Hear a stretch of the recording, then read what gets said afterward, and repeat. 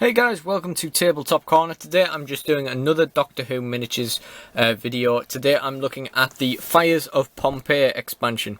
Now this is another one from the stuff me and my dad got each other for Christmas. This is actually one of his. It's a really interesting set, it's really good. But it is a 3-figure set, which means you sort of need more than one of them for them to be, you know, great. But yeah, right, so we'll open this up and I'll show you what you get in this set. First of all, you get your 3 miniatures in the lovely blue box, as always. What you may notice here, however, is that there's only 2 in here, and there's a simple reason for that, and that is when you stick them to the bases, the giant pyrovile no longer fits in there. He is exactly the same size as the pod, or diagonally, once he has his base on. So he literally can't fit back in there, so that's a storage thing to consider. But yeah, he's probably the best looking mini in the game thus far. As you can see, he's very, very nice. He has lots of detail on him, and on the back of the box you can see him painted up, and he just has some lovely colours to him. Very, very cool little miniature. We also get a Sibylline Soothsayer.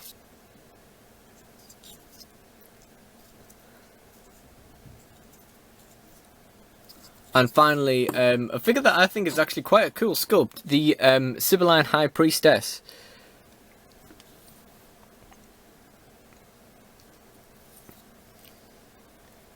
I actually think this is quite cool. I don't really know why, I just think she's actually quite cool looking, like the whole rock face kind of thing. It's kind of cool.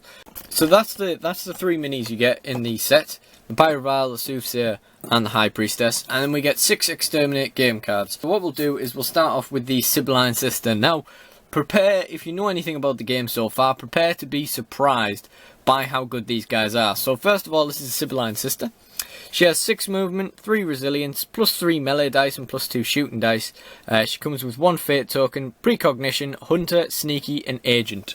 So first of all, we'll talk about the abilities in the Guide to the Time Vortex that we've got there. The first one is Hunter. That means she can melee for her entire movement rather than the inherent 2 inches that all characters have. She has Sneak. Character with this special trait may always claim cover even if in the open, which is good. And finally, her final ability is Agent, which allows you to play her on different teams. Final ability we have on this card is Precognition, which is on the back. So let's take a look. A character with this trait automatically gains 1 fate token each turn during the upkeep phase. These tokens can be used by any member of the faction. So that is really good, because it means that timed with Agent means you can generate fate tokens on any team for no reason. Yeah, it's pretty good. She also has the weapons of a throwing dagger, which is a short range exclusive 6-inch range, 2 shooting dice attack, and a hand weapon, which is just a standard improvised weapon stats, which means she has 4 dice in melee and 4 dice in range combat, which is pretty damn good considering she did nothing but sit in the background in the actual episode. But I digress. Next up we have the Sibylline High Priestess, who is also very good for someone who was sitting behind a curtain doing nothing for the whole episode. She has 6 speed, 4 resilience, plus 4 melee dice, and 0 shooting dice. She comes with 2 fate tokens. She is unique. She has wounds 2. She has precognition, pyro entity, sneaky, and force commander pyrovile. Now let's talk through this. Unique just means you can't use more than one of her. Wounds 2 means you can take 2 wounds. We've covered that a few times. And force commander pyrovile means you can only use her with pyroviles. Sneaky we just talked about. Precognition is exactly the same as we just talked about with the Sibylline High Priestess, so you can basically get 2 fate tokens for no reason every turn. And Pyro Entity, that is new, so let's take a look at that. A character with this trait is unaffected if it crosses an obstacle with the heat trait. An energy weapon used against a pyro entity loses its energy trait. A pyro entity is exterminated if it attempts to cross an obstacle with the water trait, which is a bit of a restriction. But we'll get onto that in a second. Any weapon with the water trait should be considered as an energy weapon if used against a pyro entity. So this is good, because it nullifies energy weapons, which are really good. It also means they move faster if you come across heat, and it evens itself out, but there's only one weapon to my knowledge with the water ability. Even the Sea Devils don't have it, I don't think.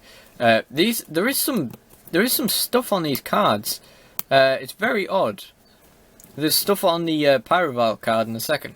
As you can see at the top, she has a 2 melee dice attack as well, which means she's going to be meleeing with 6, but she can't shoot at all. And what is interesting about this is that it actually has energy as a melee weapon, which it shouldn't. It should be shock instead of energy, which is an error that I've just spotted. But yeah, she's pretty cool. And now we're going to move on to the big man, the pyrovile. So he has 4 movement, 6 resilience, 6 melee dice, and 4 shooting dice. And as you can see there's a little bit of glue or something on the card, which isn't great. He has wounds 3, unstoppable, and pyro entity. So pyro entity we just talked about. Wounds 3 is pretty damn good because, you know, you have to kill him 4 times before he even dies. Unstoppable, we can talk about. Characters with this trait can immediately remove an underfire token by playing any combat card from the player's hand. So you discard a combat card, you remove an underfire marker from him, which is really good. Anything that gets rid of underfire markers is not to be underestimated in this game. And then we look at the weapons he comes with. So he has Magma Breath, which is short range, energy, burst, and flame. So that means he's going to have 8 shooting dice. He's going to hit on surges as well as hits because of his energy trait. Burst is not something we've come across yet in any of these, I don't believe. But what it basically does is this. A weapon with this trait can distribute the results of the combat dice to any valid target within 1 inch of the original target. Work out the result against each target's resilience, that is, individually. So that's a pretty good ability, really. And finally, it has Flame, which is written at the bottom here. Magma Breath causes damage through excess heat. It may also be used to shoot at an obstacle. Roll 3 combat dice. If a surge result is rolled, the obstacle gains the heat trait until the end of the game. So that's basically how you start generating your heat terrain, if you don't have enough of it already. He's also got that thermal touch ability with +2 melee dice. So he's shooting or swinging with 8 melee dice. He's got energy on either of them, although again, that should be shocked. Or shock rather, but I digress. It makes more sense if they just use energy for both melee and shooting effect really, and just only have one ability. So yeah, that's the 3 of them. That's really good set. Next you get the heat terrain and water terrain card.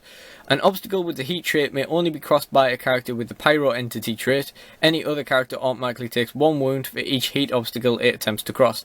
So I'm going to assume that immediately exterminates anyone who doesn't have wounds. An obstacle with the water trait may not be crossed by a character with the pyro entity trait.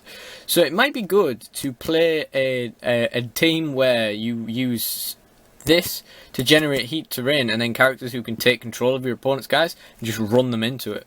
To create interesting games, including characters or factions with the pyro entity or aquatic traits, that includes the Sea Devils, which will be the next one of these videos I'll do. Each player may roll 3 combat dice before any characters are placed on the table. The player who rolled the least surges can nominate 1 obstacle for each surge result and give it either heat or water trait. The second player may now nominate 1 obstacle for each surge they rolled and give it either heat or water. The second player may also nominate an obstacle already given one of these traits by the first player. This will cancel the effect and the obstacle will lose the trait assigned. The problem with this is that because it relies on surges, you can't guarantee that you're going to get this terrain for your team. It's very cool, but you know, it's only surges, so there's a very real chance you'll roll 0, your opponent will roll 1, and you'll end up with 1 water terrain instead of, you know, any heat at all. So it's quite conditional. Now, obviously, everybody wanted to see this in this set. Water pistol, 6 range, 3 shooting dice, short ranged energy. A water pistol can only affect a character with the pyro entity trait. Shooting attacks against the pyro entity with this trait, with this weapon, are classed as 6 range, 3 shooting dice, short ranged, and energy. So that's fun, but you're gonna have to know you're playing against these guys if you're gonna bring that to the table, really. On the other end, we have flamethrower, which is an 8 range. There's a big range for a flamethrower. 3 shooting dice, short ranged, energy, burst, and flame. A flame weapon causes damage through excess heat. It may also be used to shoot at an obstacle. Roll 3 combat dice. If a surge is rolled, the heat trait, the obstacle gains the heat trait until the end of the game. Only one character in a faction may be given this weapon, which is pretty good. Because it means you can give it to, say, the Sibylline Sister, or even better, you can give it to the High Priestess, and then she can suddenly shoot, and all your characters can do shooting actions. So these are playable as a 3-person set. There's no reason why you can't. It's not like other 3-person sets where you literally get more units to play, like in a recruitment card, than you get in the set, and you need to buy more. You don't have to buy more of these, but it would help. I think especially if you want to have loads of like rock golems just wandering around the map, 8 dicing everything they attack, you know, it's definitely worth buying a couple more of these. But you can play these as a 3-person set, and you know what, they are really good as well. So I would recommend these to anyone who's kind of not really sure about what to buy into if they're just starting the game out. This is a pretty cool set for just nice, you know, it's nice and cheap because there's only 3 figures, but it's also pretty good, and it is playable as a 3 recruitment card team. So I would recommend this. It's a very good set. I've only played against it once, and I got absolutely destroyed with a team of Missy, the Master, and Doctor and K9. I was playing the team a little bit wrong because I was using the restricted Sonic sunglasses, but the prevalence of these figures spoke for themselves, really. Anyway, that's all I have today, so thank you for watching, and goodbye.